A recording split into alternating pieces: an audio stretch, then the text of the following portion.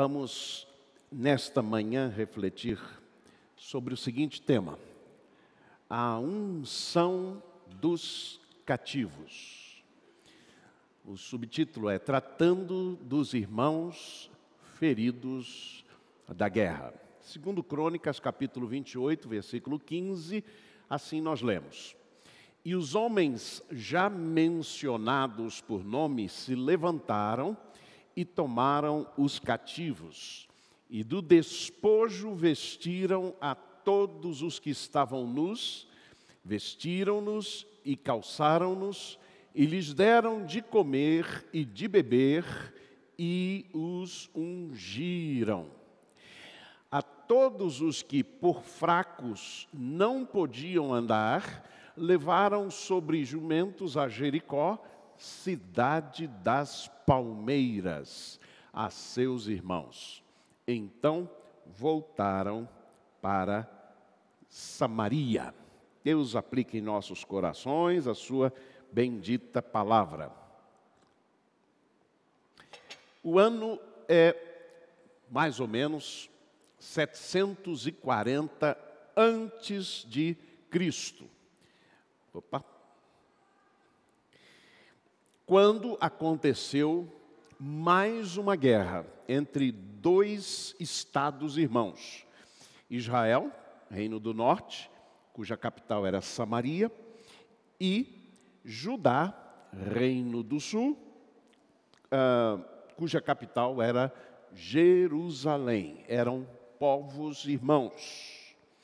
Em 931 a.C., ou seja, 200 anos antes, logo após o reinado do rei Salomão, o reino de Israel, que era um todo, composto das 12 tribos de Israel, se dividiu, esse reino, em 931.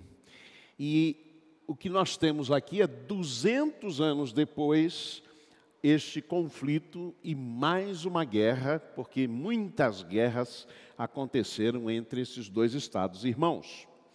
Nesta batalha e nesta guerra, o Reino do Norte, Israel, infligiu uma grande derrota aos seus irmãos de Judá. A Bíblia afirma que Peca, rei de Israel, Reino do Norte, matou de Judá 120 mil pessoas. E levou presos para Samaria 200 mil. E a Bíblia acrescenta mulheres, filhos e filhas. De repente aparece um profeta, cujo nome é Oded. A Bíblia diz assim: estava ali um profeta. Se você ler o versículo número 9, você vai ver esta expressão: estava ali um profeta. Isso me chamou logo a atenção. Ele estava ali, mas ele decidiu não ser parte daquilo que ali estava acontecendo, isto é, a leva dos cativos para Samaria, para o Reino do Norte. Ele decidiu ser e fazer a diferença. E o que ele fez? Ele mobilizou, através da sua palavra e da palavra de Deus, ele era o profeta do Senhor, os homens armados a libertar os cativos. Está no verso 14 do povo irmão. E mobilizou e motivou 4 príncipes, 4 chefes, 4 líderes do Reino do Norte a tomarem atitudes concretas para restaurar aqueles cativos. Há uma expressão muito popular que diz: em briga de marido e mulher não se mete a colher, né? E entre irmãos? Em briga entre irmãos, se mete a colher, sim. Foi o que fez o profeta Oded. O que é que nós podemos aprender deste momento, desta história do povo de Deus? Algumas lições que eu quero trazer para vocês. Aqui está a expressão Oded, né, o nome desse profeta. Depois nós vamos entender o que é que significa este nome. Mas a primeira verdade que esse texto traz ao meu coração é que, em primeiro lugar, a ira entre irmãos chega até o céu. Olha o que diz o verso 9.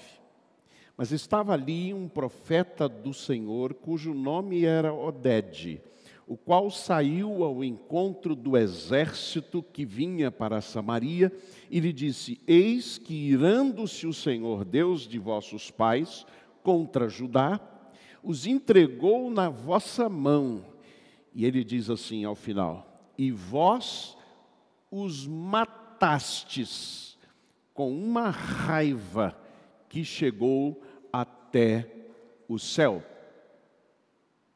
Esta expressão é muito forte. Nós até já refletimos sobre isso, né? Quando eu disse a raiva não entra no céu, né? Foi o tema de uma reflexão. Mas me chama muita atenção esta expressão, a raiva que chegou até o céu. No verso 13 em diante, nós temos aquela mobilização dos chefes, agora não mais o profeta, mas os chefes e príncipes do reino do norte, isto é, do exército que ganhara a vitória. Olha o que diz o texto.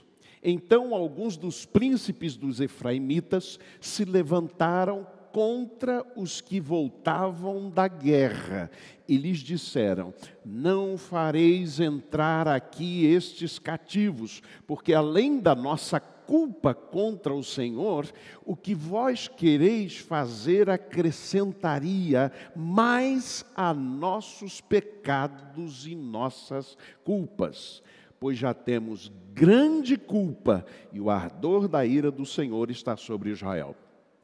Ou seja, estes 4 líderes e chefes do reino do norte, o reino de Israel, do reino que saiu vitorioso naquela batalha, compreenderam que era preciso, ou que esta questão entre irmãos, ela chegava até os céus. Era uma questão teológica.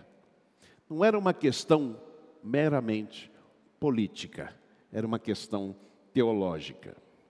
Irmãos, estes prisioneiros de guerra do Reino do Sul não eram simples presos, eles eram cativos da ira e da raiva de seus próprios irmãos.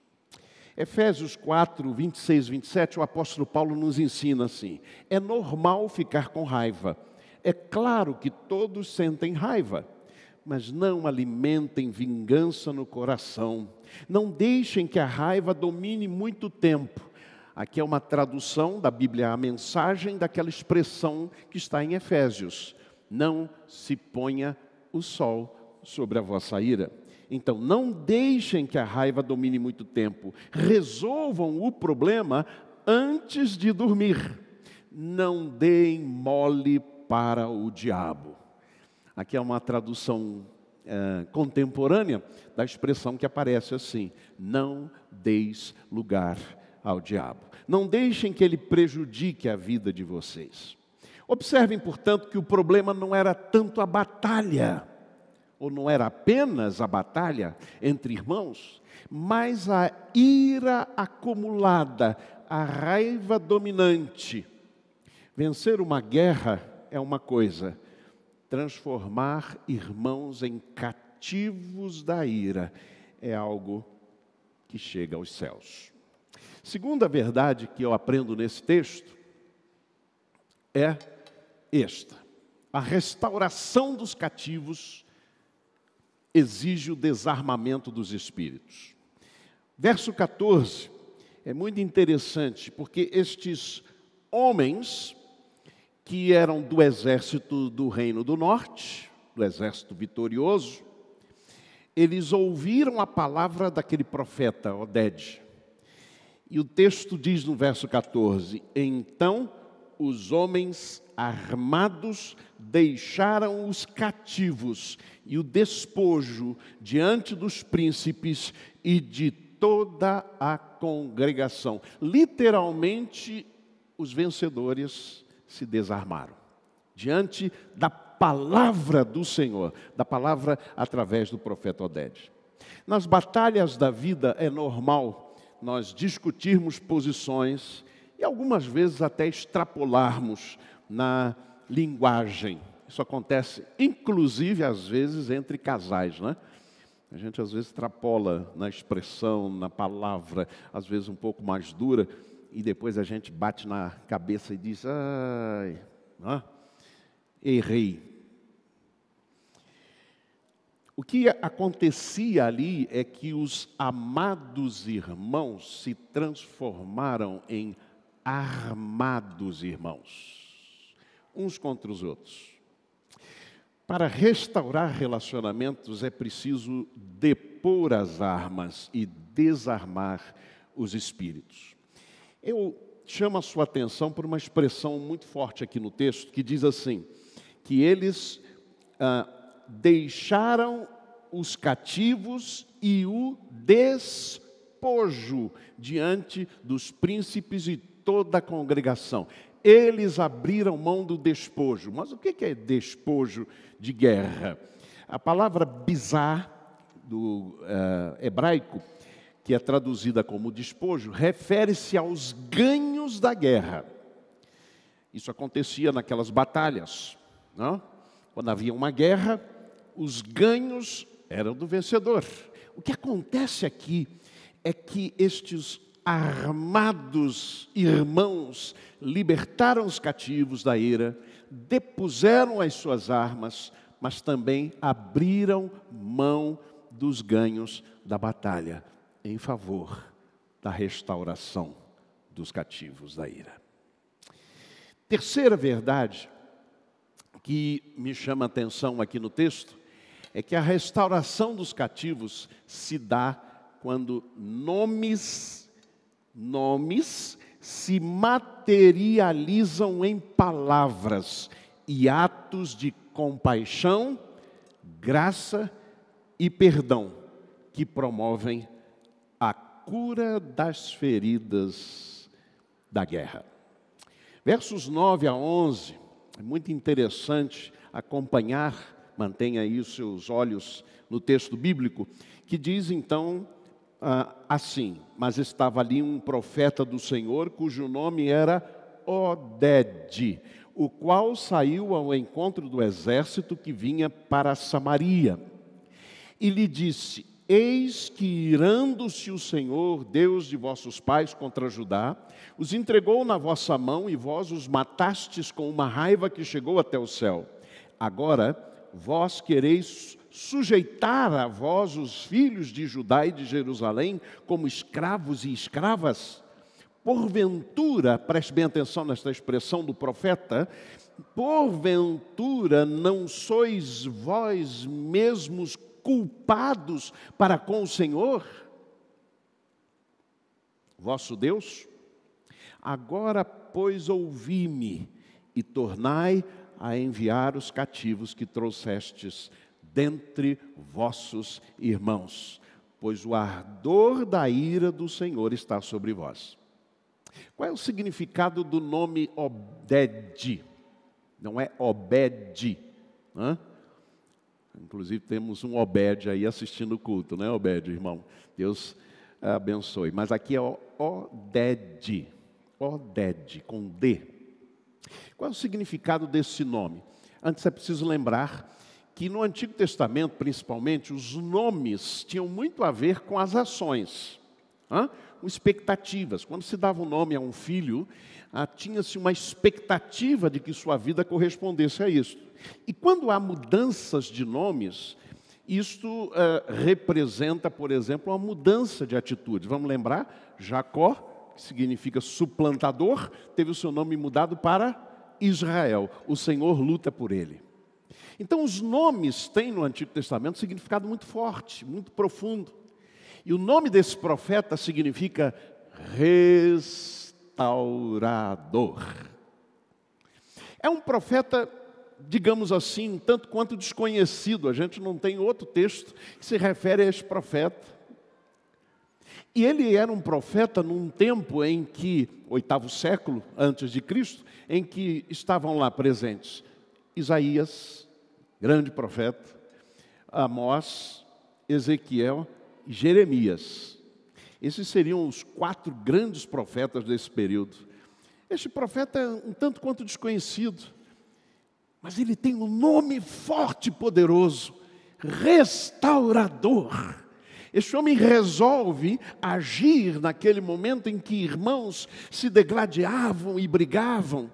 Ele resolveu agir como restaurador da paz e dos relacionamentos. Ele procurou fazer jus ao seu nome, não se igualando aos outros, mas fazendo a diferença. E pela sua palavra, ele promoveu restauração dos cativos e dos relacionamentos, ou do relacionamento entre irmãos. Mas há mais 4 nomes aqui importantes. É o nome dos chefes, dos príncipes ali daquela nação, a nação de Israel, do norte. Está aí no verso 12. Então, alguns dos chefes ou príncipes dos efraimitas, Efraim era o nome também dado ao reino do norte, ao reino de Israel, a saber, Azarias, Berequias, Jeisquias e Amasa, se levantaram contra os que voltavam da guerra. E lhes disseram: não fareis entrar aqui estes cativos, porque além da nossa culpa contra o Senhor, o que vós quereis fazer acrescentaria mais a nossos pecados e as nossas culpas, pois já temos grande culpa e o ardor da ira do Senhor está sobre Israel. E os homens já mencionados por nome se levantaram, tomaram os cativos e do despojo vestiram todos os que estavam nus, vestiram-nos e calçaram-nos, e lhes deram de comer e de beber, e os ungiram. A todos os que por fracos não podiam andar, levaram sobre jumentos a Jericó, cidade das palmeiras, a seus irmãos. Então voltaram para Samaria, para a sua cidade. Estes chefes foram príncipes da paz, da reconciliação e da restauração. Mas eles fizeram mais do que o profeta Oded. Oded fez o que podia, falou, pregou, anunciou. Mas eles agiram concretamente. Com as suas atitudes, eles deixaram de fazer parte do problema e passaram a fazer parte da solução. Sabe qual é o significado do nome deles? Azarias significa Javé ajudou. Berequias significa Javé abençoa. Jeisquias significa Javé tornou forte. E Amasa significa levar uma carga. Quando a gente se dispõe a levar a carga do outro, do nosso irmão, Deus ajuda, Deus abençoa e Deus torna forte um e o outro. E a nossa união não é a união que faz a força, é a força de Deus que promove a união. Amém? O profeta Obed procurou restaurar vidas ou relacionamentos pela palavra. Os príncipes da restauração procuraram levar a cargas dos cativos, ajudando, abençoando e tornando fortes através de ações concretas. Assim, eles trataram dos irmãos feridos de guerra.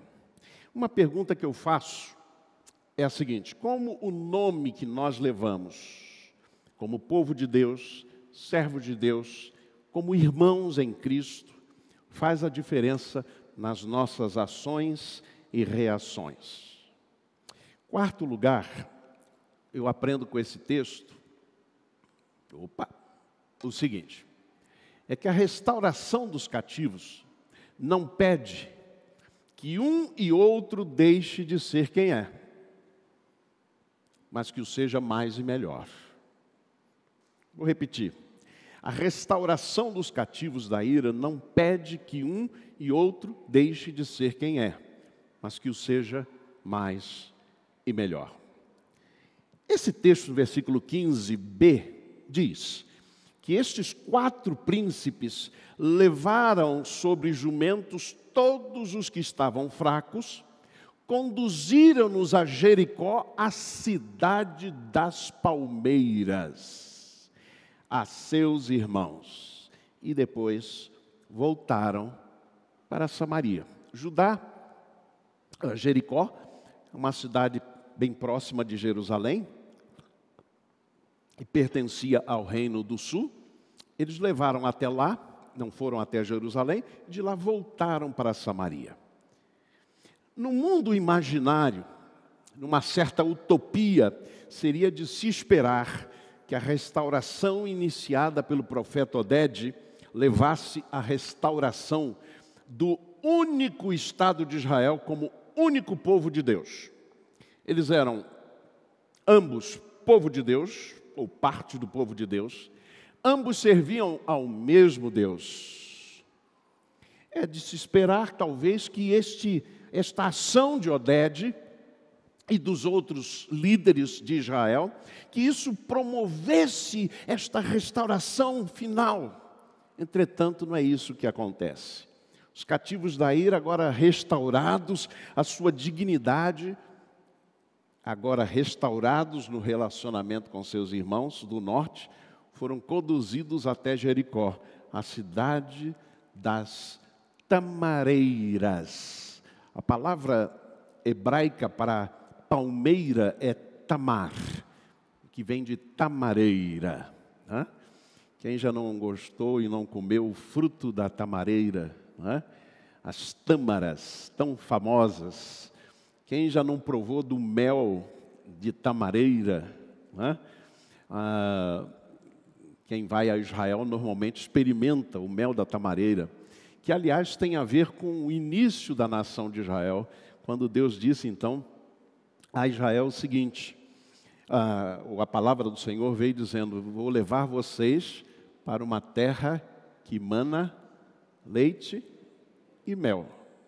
Leite das cabras montesas que estavam lá, mel das tâmaras.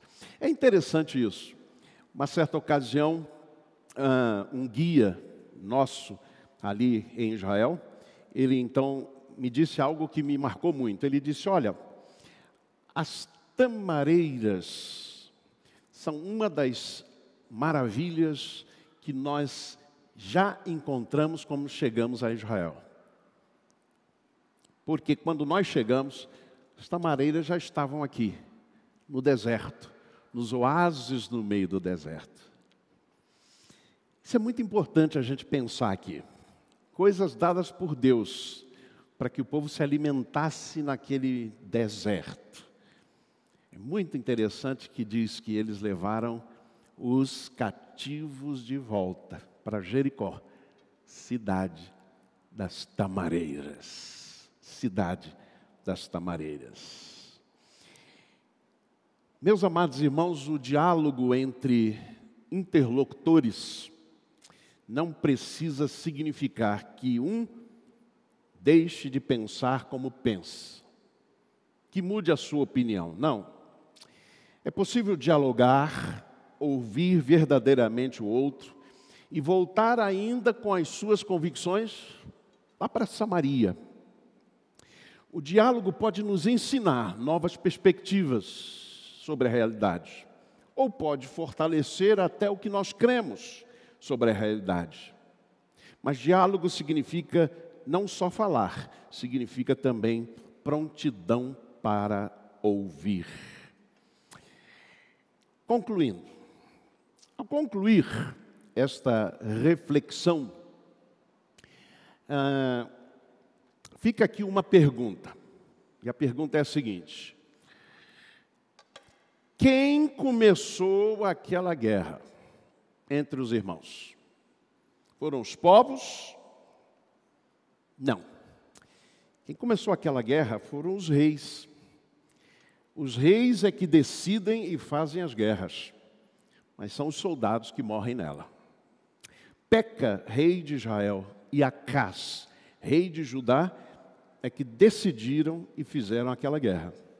Por isso é que a narrativa bíblica diz assim: Acás foi entregue nas mãos de Peca, rei de Israel, o qual lhe infligiu grande derrota. Chama muita atenção esse fato de que o texto bíblico ressalta não os povos, mas as pessoas, os reis. Foram eles que fizeram a guerra. Quem era Acás? A Bíblia diz no versículo 1: Acás não fez o que era reto perante o Senhor. Quem era Peca?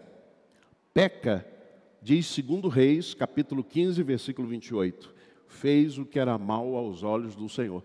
Ambos os reis deixavam a desejar, digamos assim, com referência à vontade soberana de Deus e à palavra de Deus.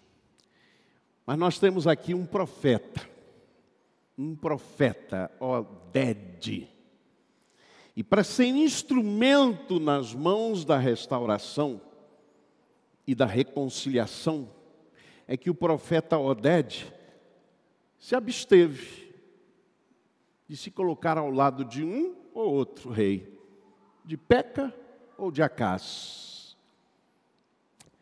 Oded escolheu os irmãos.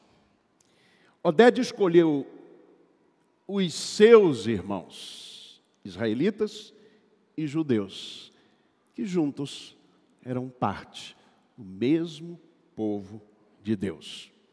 Ele escolheu o povo de Deus, ele escolheu a igreja, vamos dizer assim.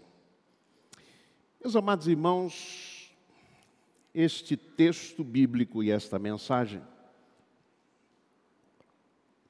já estavam decididos, mês de setembro ainda. Mês de setembro. O Brasil saiu dessas eleições mais dividido do que nunca. Irmãos contra irmãos, familiares contra familiares. Coisa triste de ver, em alguns casos. Alguns até publicados na internet. Que coisa triste, irmãos. Mas ninguém saiu mais machucado dessas eleições do que a igreja do Senhor Jesus. Meus amados irmãos, que conscientes de que a ira entre irmãos chega até os céus, nós desarmemos os espíritos e declinemos dos ganhos que possivelmente tenhamos.